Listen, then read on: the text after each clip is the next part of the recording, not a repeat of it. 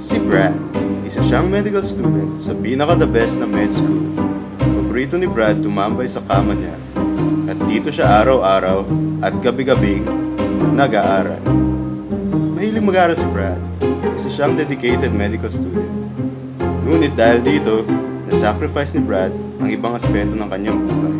Walang exercise, walang social life, at walang healthy foods. Tingnan nyo, puro piatos, puro donut, puro chichirya, puro fast food lang kinakain ni Brad. Sarap talaga ng donut, man. Sarap. Wait, wala ng donuts? Gusto ko pa ng donuts naman. Chef! Nakakatamad naman lumabas eh. Kailangan ko pa mag-aaral, kailangan ko pa makalimang basa ng trans. Sige na nga, lalabas na nga ako. Uy, chicks! Gago! Ito naman, si Judith V. As in Judith Vavavu. Akala mo lollipop na sa bibig niya, no? Oh no, that is Yossi.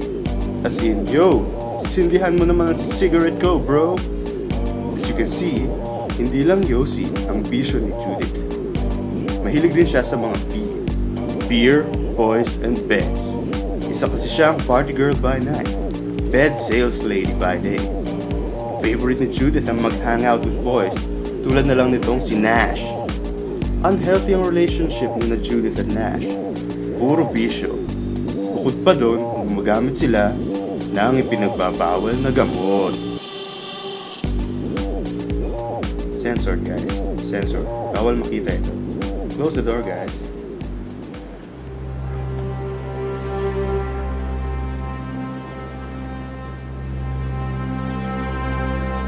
OMG!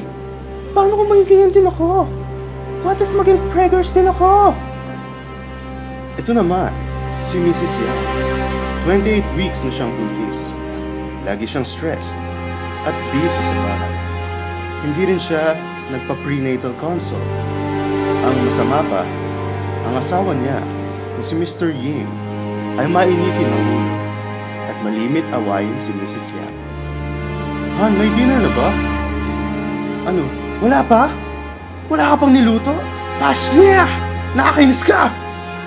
Dapat pagbalik ko, may pagkain na. Alis na nga ako.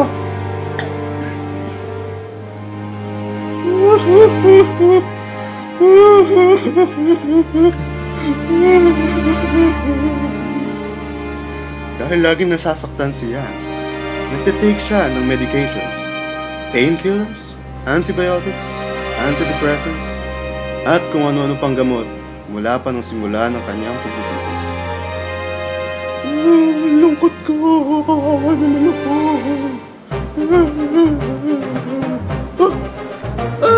Naku! Lalabas na ata ang baby ko! Tulong!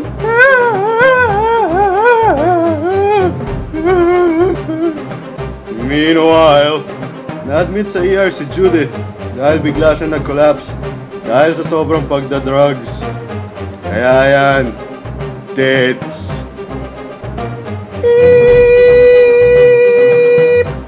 Samantala naman, na-admit na rin si Mrs. Yang dahil nagsimula na ang kanyang contractions ng maaga. Sakit! Sakit! Sige ma'am, kaya mo yan. Push pa. Go! Push! Anong push ka dyan? Push kita eh! Ang sakit ka! Ikaw kaya nandito!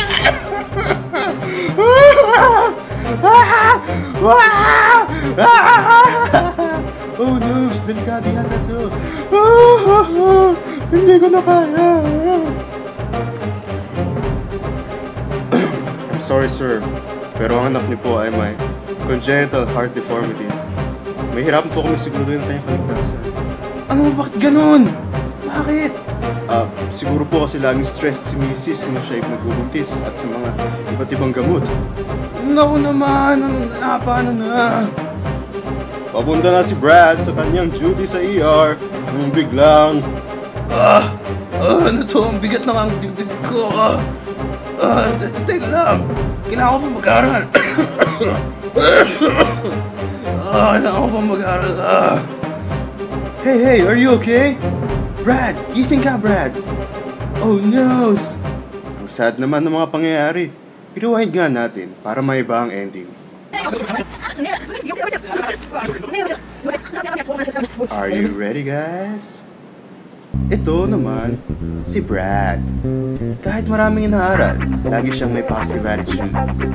At sinisiguro niya to eat healthy. Yeah! Ito naman si Mr. Yin at Mrs. Yan. Dahil malapit ng mga anak si Mrs. Yan, lagi na sila nagpapakonsulta para masigurong masaya ang kanilang bagong pamilya. Si Juliet naman na dating smoker, ngayon ay nag-decide nang tumigil para makaiwas sa mga sakit na dahil dito. Okay guys, let's do some aerobic dancing, yeah! No to smoking, no to alcohol. Oh yeah, exercise, alright, yeah! Okay guys, tama na. Seriously guys, don't embarrass yourselves. Guys, nakakahiya na. Ayoko na. I'm out of here.